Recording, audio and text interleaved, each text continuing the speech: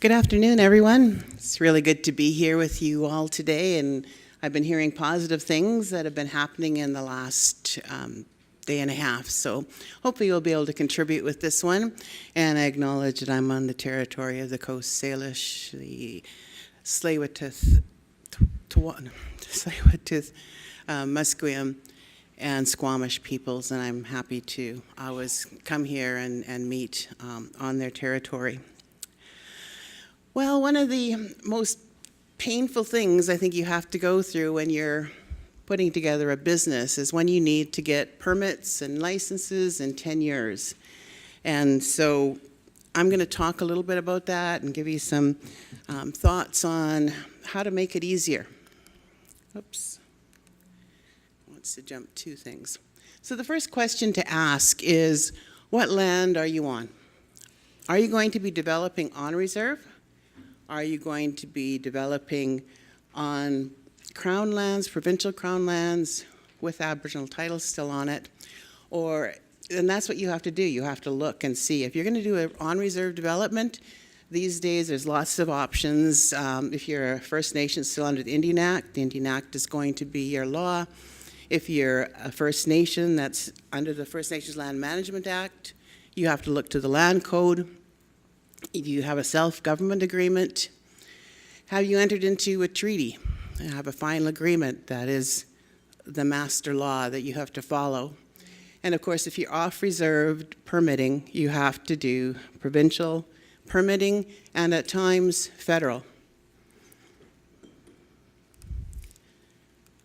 So if you're under the Indian Act and you want to use land on you have to go through a designation process.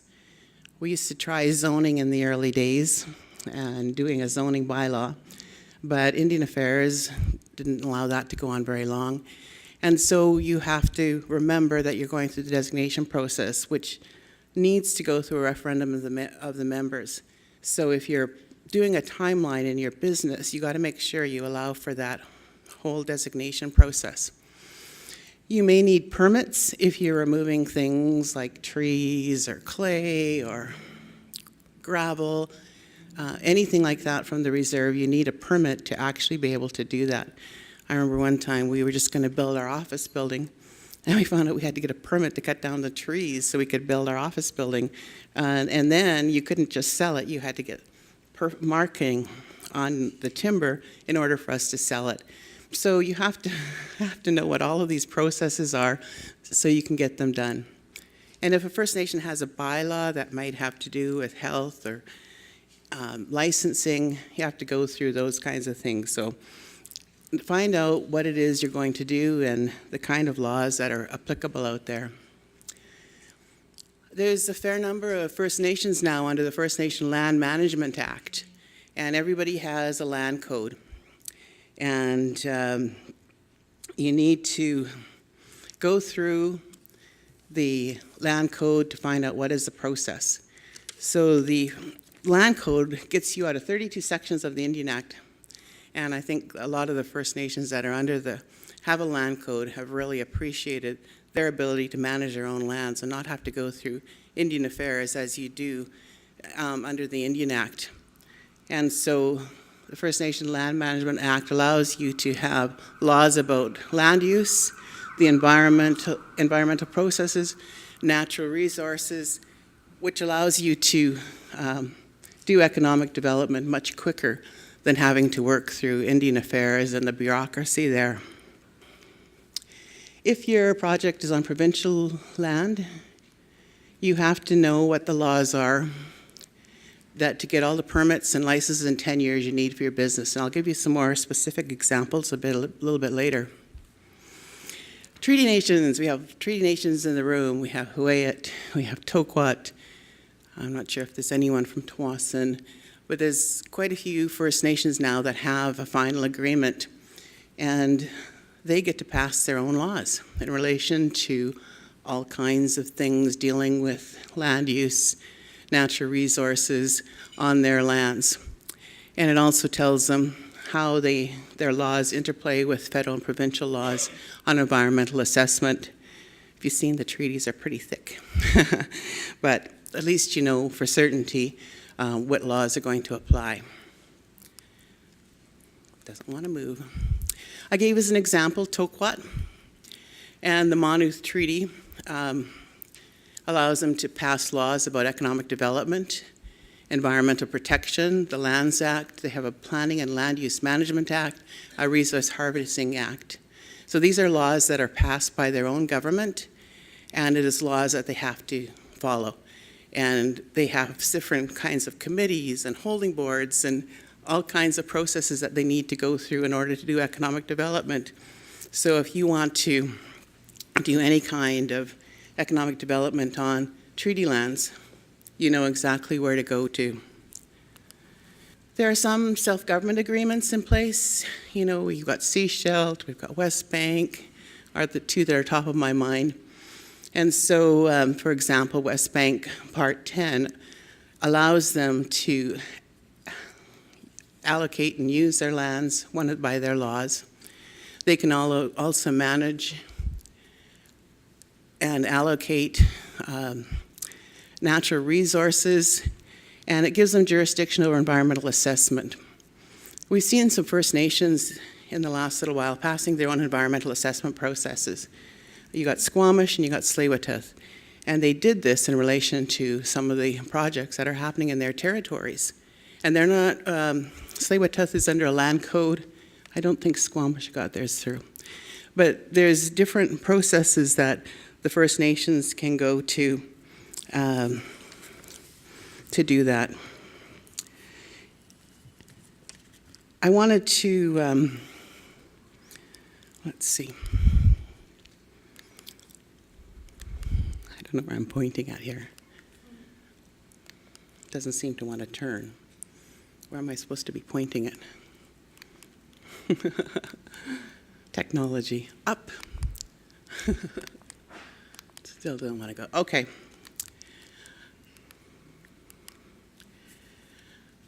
The subject of federal laws, and ignore the printing on this one, is there are federal laws that are going to apply.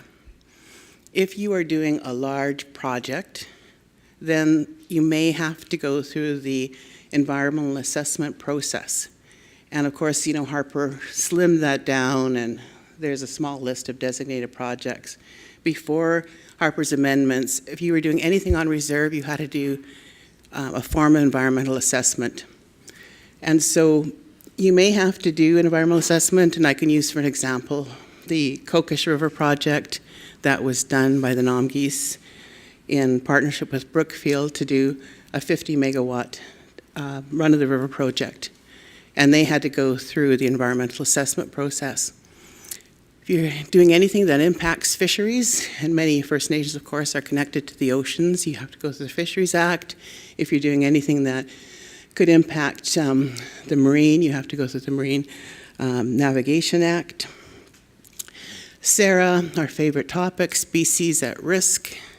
If there's any kind of species at risk on reserve or off reserve, you have to go through the whole process of SARA. And that you just have to look at your project, find out what the impacts are and what you need to do. When we were building our run-of-the-river project in Upachesset Territory, we had the issue of Pacific water shrew. And who would know that that was on the species at risk list, and we had to build management processes around that for the protection of the Pacific water shrew. And it's just kind of some of the issues that come up as you do that.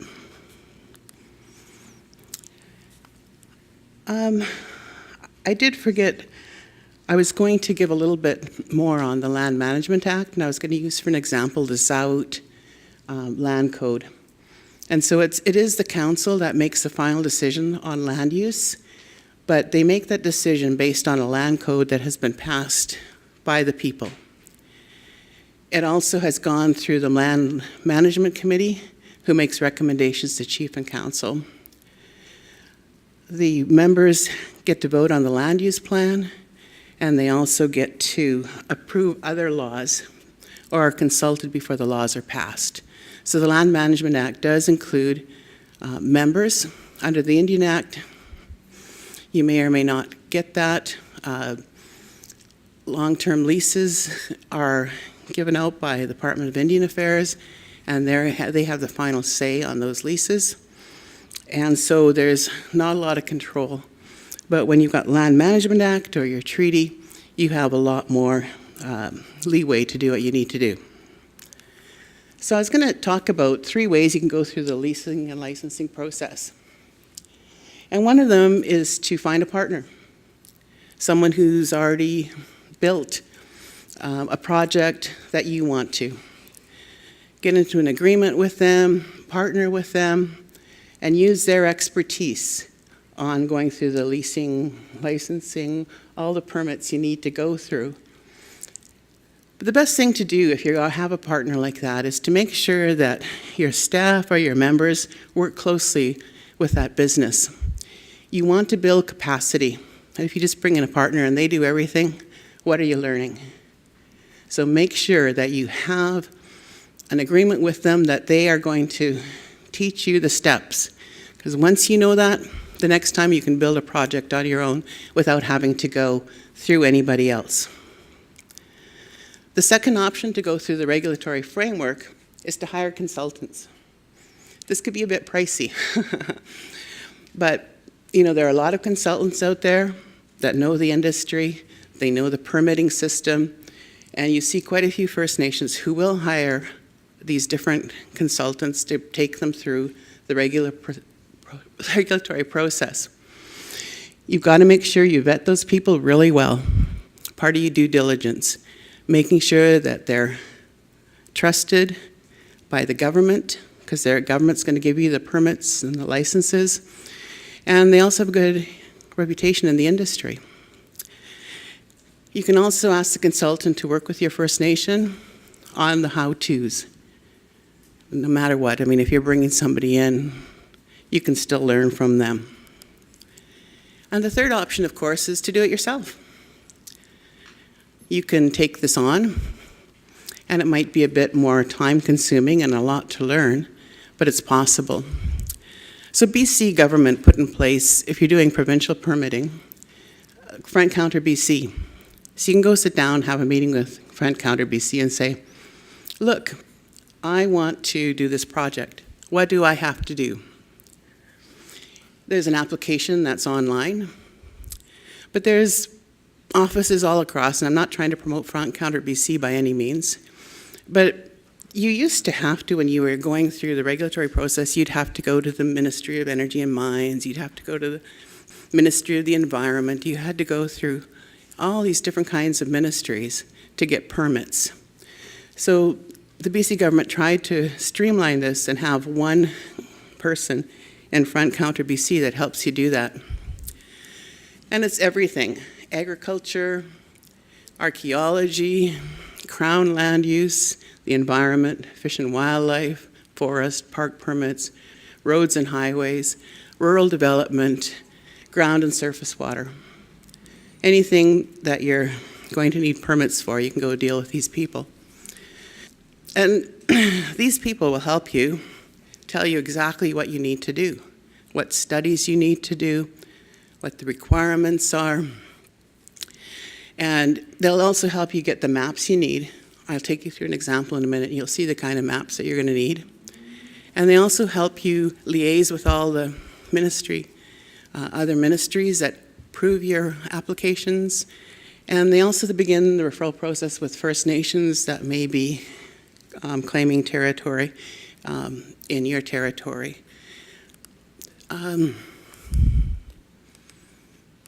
So giving an example here of a gravel pit. A lot of First Nations get involved in sand and gravel. And so if it's on reserve, use the Indian Act, First Nations Land Management Act, treaty laws and processes. Off reserve, you have to go to the Mines Act and get a permit, and you have to go through FrontCounter BC. And so there's a long list of things that you need through this process, and one of those things is having your mining number, the name of the property and the location, what you intend to do on those lands, how much sand and gravel you're going to take, where exactly is it, when you're going to start, when you're going to end, what is the land being used for now, and information about First Nations engagement. If you're on reserve, you don't have to worry about that, of course.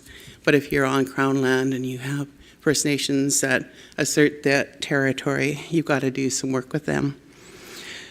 And how are you going to reclaim the area? You know, the gravel pit is kind of ugly. We saw a nice example in Mike's presentation of the use of a sand quarry and what equipment you're going to be used. And then there's all kinds of documents, maps that you need to file as well. And this is where I was telling you, you can go to the government and help get them to do that. Showing a location map, a 10-year map, a map of the proposed work. And if you're doing, and so all of that stuff is listed with FrontCounter BC, and they'll help you find those maps and get those maps together. There's also all kinds of tools online about how to draw those maps or put those maps together. You might need things if you're trying to do it on private property. You might need the landowner's authorization. You want your mine development plan. It's funny when we were looking into a gravel quarry, I didn't realize it was a mine.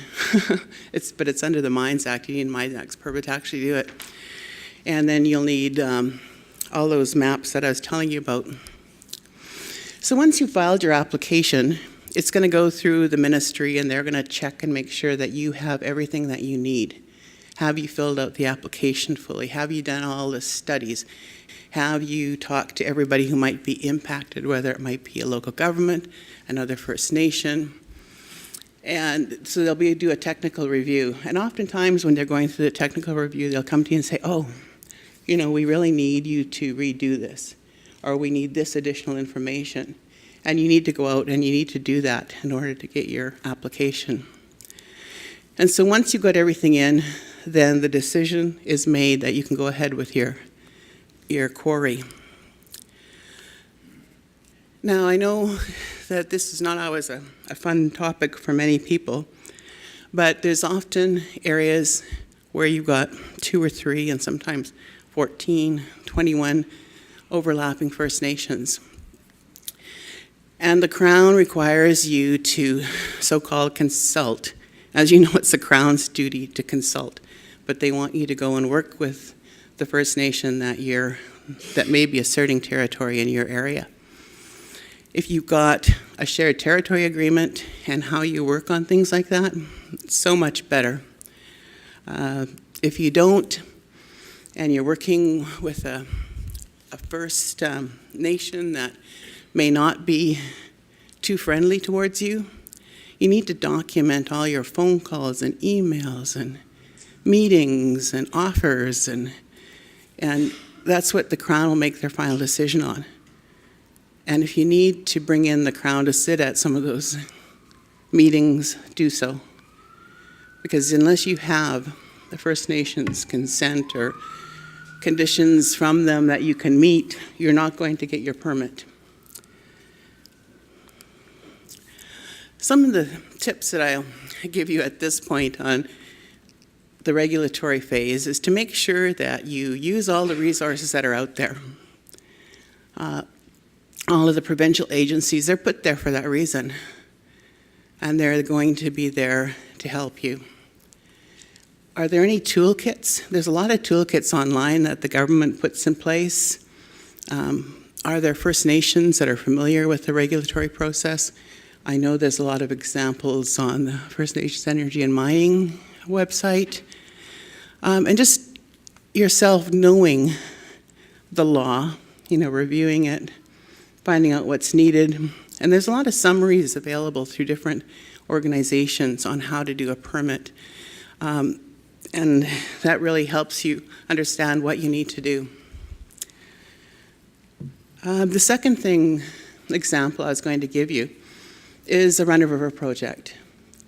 And permitting a run-of-the-river project includes many things, like your application preparation, submitting it, doing investigations and monitoring, doing the development plan preparation, project authorization, all of that before you can actually construct your project.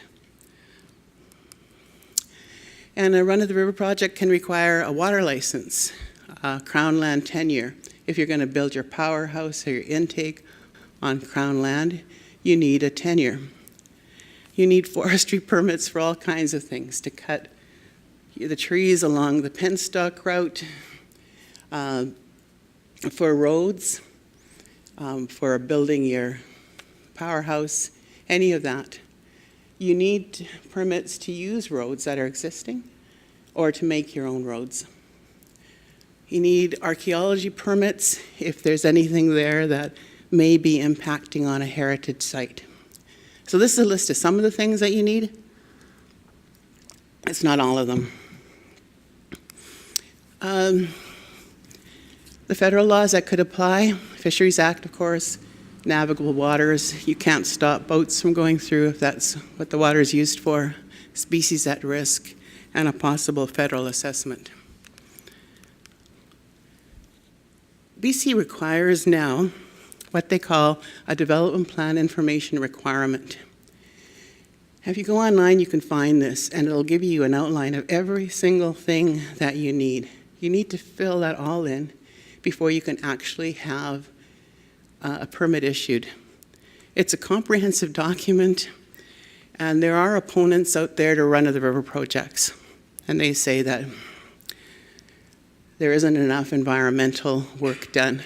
But when you look at all the studies you have to do, all the conditions you have to fulfill, there's a lot of information in that development plan that allows you to actually build your project. And there's high standards that are involved in it. BC First Nations Working Group put together a toolkit. You can find it online. There's a link to it there.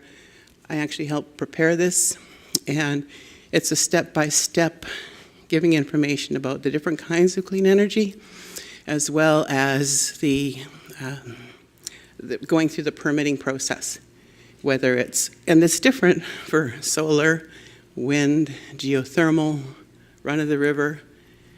Nothing is the same, and you have to always remember that. And so permitting is going to be different for whatever kind of process you're going to do. And so you need to know all of the permits, licenses, tenures you're going to need.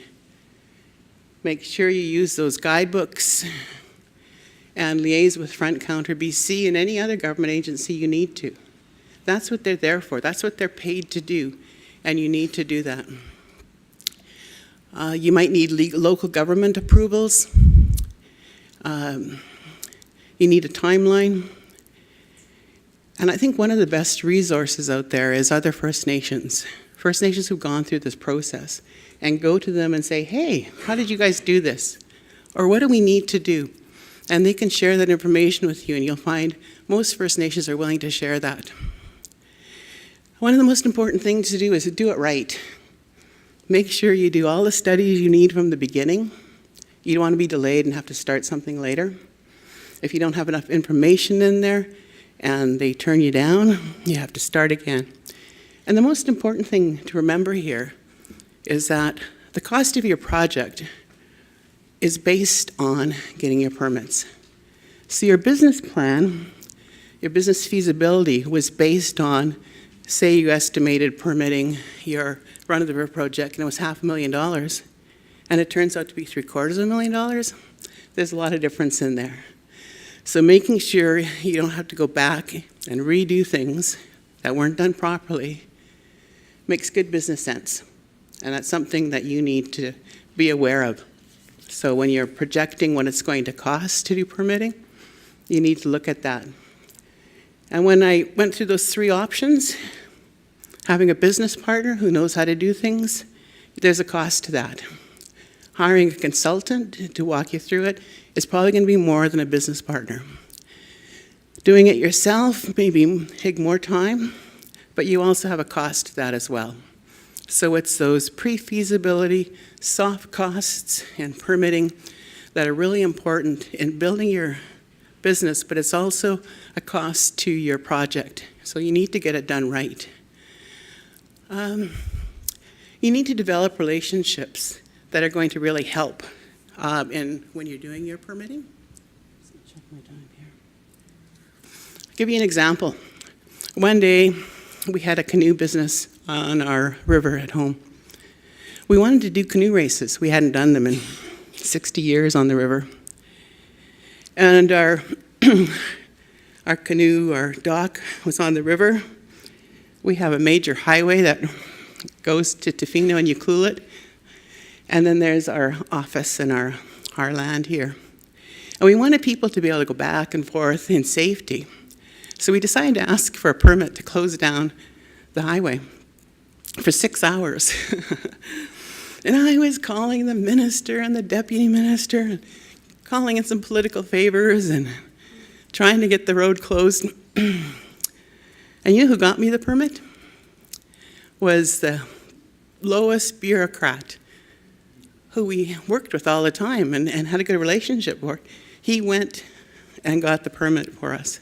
It was amazing. It was great. And just because we had that good relationship with him, we got that done. Also wanted a parks management agreement, and our relationship with him got us on I always call it the favored Indian list, because I didn't know how to get on that list, but managed to.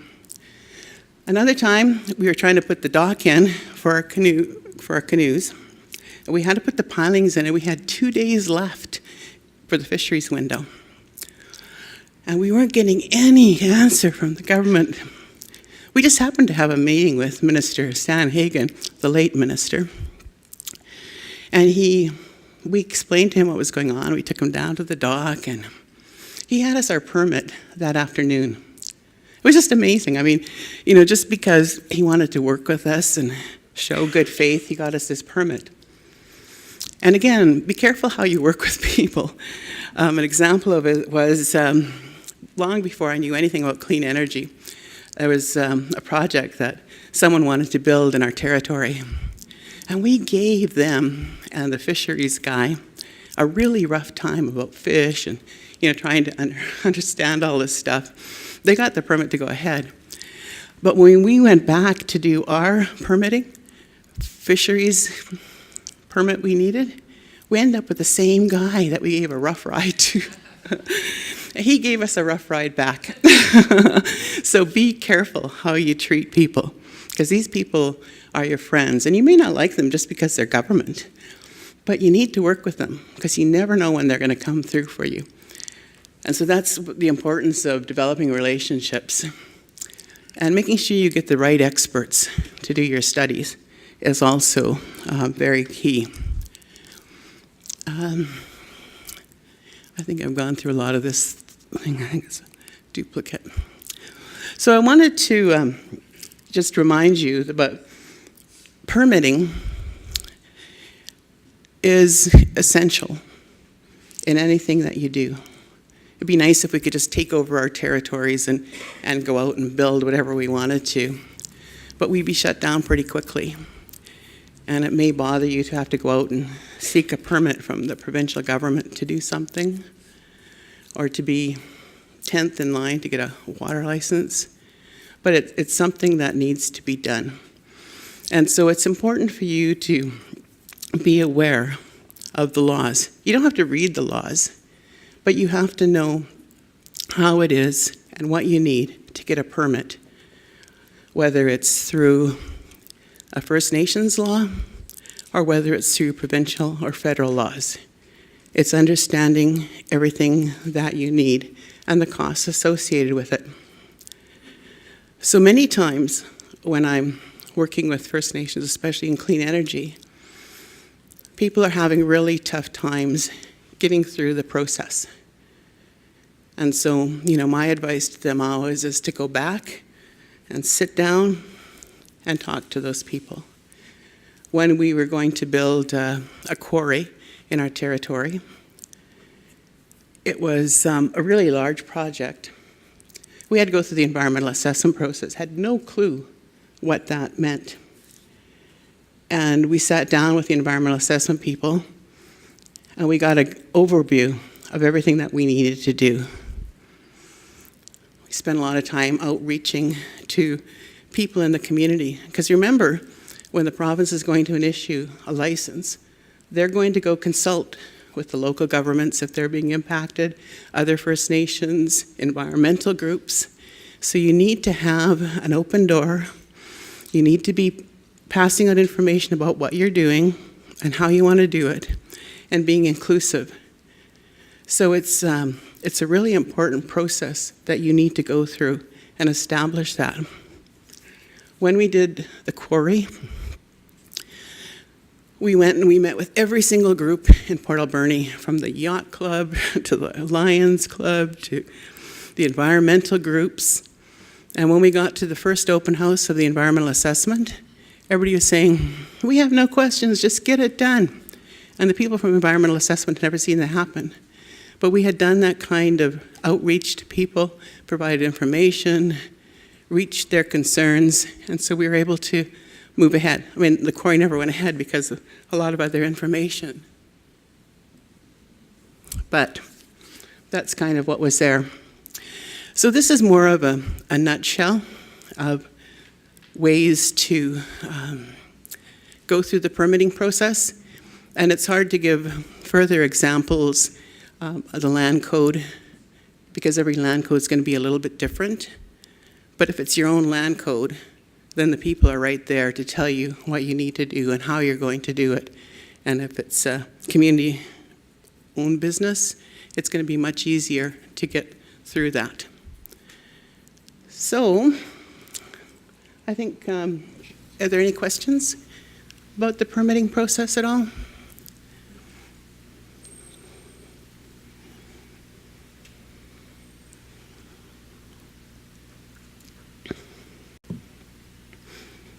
I don't think I see any in the room, but there's a lot of different areas that you can be involved in if you're going to be part of the oil and gas, and going through the National Energy Board. That's a whole different regulatory framework, and I didn't want to go into that today. But just so that you're aware of the processes, the costs, and the need to be getting your requirements in for your permits. And all of it is costly. If you get your permits on time, then it's going to help your business. If it's going to drag out, it's going to cost you more and more time, and you may lose your opportunity to get this business up and running. And so while permitting may not be an exciting kind of thing to have to do, it's essential. And there's a lot of people out there who can help you, and don't ever be afraid to ask, because it's something that that you need to do. Always outreach to ask for help and assistance, and you can get through it easily. I remember the first time I ever went to a clean energy conference, and there was a guy there that said, oh, First Nations can never do this on their own. They'll never get through the regulatory process. And we did, just to show him, no. But that's the kind of thing that, never accept anyone's assessment that you can't do something, because you can, and you can do it well, and you can do it right. And I wish you all the success in building your businesses. When you look around British Columbia and see the number of businesses, the number of partnerships, and the kind of expertise that's being developed. So many times when I talk to First Nations and they want to know, can we do a repository somewhere so we can share, some of the studies that have been done, and then people can see how and what needs to be in them? Or can we share our IBAs? And there's a lot of confidentiality issues. But that's kind of some of the stuff that people want. And also is, who did you use? Who was your engineer? Who was your environmental person? And they want to know if they were good or if they weren't, or how they work with First Nations. And so we haven't been able to set up that kind of a system yet. I think it was something that we had looked at for the First Nations in BC website, but there's some confidentiality that makes it hard. But, I think if you go to a nation's community and ask them, it's so much easier than having to just go to a website and check it out. So thank you for your time. Thank you for your attention. And I'll be talking with all of you soon. Question? More of an observation, because I've been involved in the renewable energy for Douglas First Nation. My name is Darryl Peters. I'm actually working as the business manager for TTQ Dev, owned by Douglas First Nation. We were engaged in discussions with Cloudworks Energy. We looked at many projects, but when we realized that the cost for interconnection was going to exceed the projects, that's when we come to realize that negotiating more run-of-river projects was a lot easier to reduce the cost. So that was what helped us engage in what we needed to be involved in regarding some of the permitting. Mm-hmm.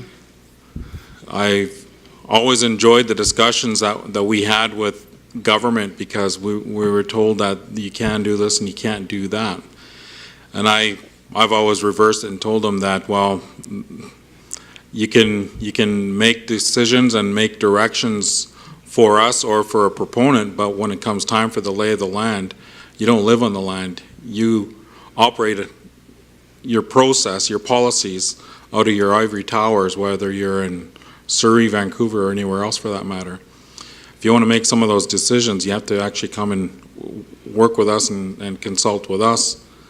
We're sitting and having engagement discussions with the proponent. One of the things that I found interesting was when it came time for the permitting, we've actually seen some of the discussion points from the Whitewater Kayaking Association. They were having issues with these projects because it would affect their access specifically to the Douglas Creek, and they were trying their hardest to inform the government that it's going to negatively impact their ability and their access to the creek. Well, when I got wind of that, I was actually the chief at the time. When I got wind of that, I told straight out to the government, you're going to allow an association to make some changes to this permitting process that illegally enters onto Indian Reserve land, that has access onto our traditional territories without informing us. So you're going to allow them to go that route rather than us while we're sitting down at the table with a proponent. And the government was all in shock. They didn't know what to do or say. So I told them to pull the maps out and show us exactly where the issues of concern were that the Whitewater Kayaking Association had. And we did this like somewhere down here, and it was quite interesting because just as they were showing us, you could see the Indian Reserve boundaries on this map, and I'm like, there's only one road in and then one road out. So how are they accessing the creek? And what part of the creek is it that they're going through? And it was all on Indian Reserve land. And I said, okay, so you tell me what jurisdiction that you have as a provincial government. I said, from now on, I'm actually going to be making sure that our community members stop anyone that actually tries to enter the Indian Reserve land. Because we actually do have an Indian Act that allows us to, and I'll say, confiscate anyone's vehicle for a month and maybe charge them $45. And we have to go through the legal system on that because they have not been given permission to have that access. So saying that to the provincial government through this process, they didn't know what to do. And afterwards, the meeting was over. I told them, I said, I wouldn't accept at your level. I wouldn't authorize what the Kayak Association is doing. You'd be crazy to, and you'll hear a lot more from me and what we need to do to you as a government. So probably a week later, we see a letter going through regarding the permitting that the issues regarding the Whitewater Kayaking Association was unfound and does not meet the criteria to make the changes that they were wanting to do. So it was always interesting making sure that as a First Nation, you're always in discussions with the government, whether it's federal or provincial, or even regional for that matter, because guaranteeing that you include in your impact benefit agreements and the process that you have to have all of these clauses, discussions that have come about in the last couple of days, making sure that everyone is aware that you want to be taken serious. And so, I think it's great that we're able to see some of this information, and just like I said, I just wanted to make that as an observation. Cookstrom. Thank you.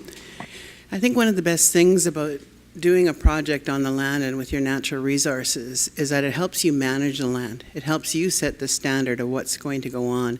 It helps you have a voice on what's going to happen on the land. And being the proponent for a permit is also stronger, because then they have to come consult you, and you're supporting the project. So that's a great example. Another run of the river project had the same issues with whitewater rafters. And so what they did is they built some neat areas for the whitewater rafters to come through that made their trip more enjoyable as part of the project. So there's all kinds of ways to get around some of the issues that are raised, but I think it is sitting down at the table, either the provincial level as you did, or with the proponent or with community groups, to find out if you can find solutions to getting through the regulations, because it is a timely process. It's an expensive process, and there's a lot of things to do. And so you have to keep all of that in mind as you work your way through the system. Thank you for your input.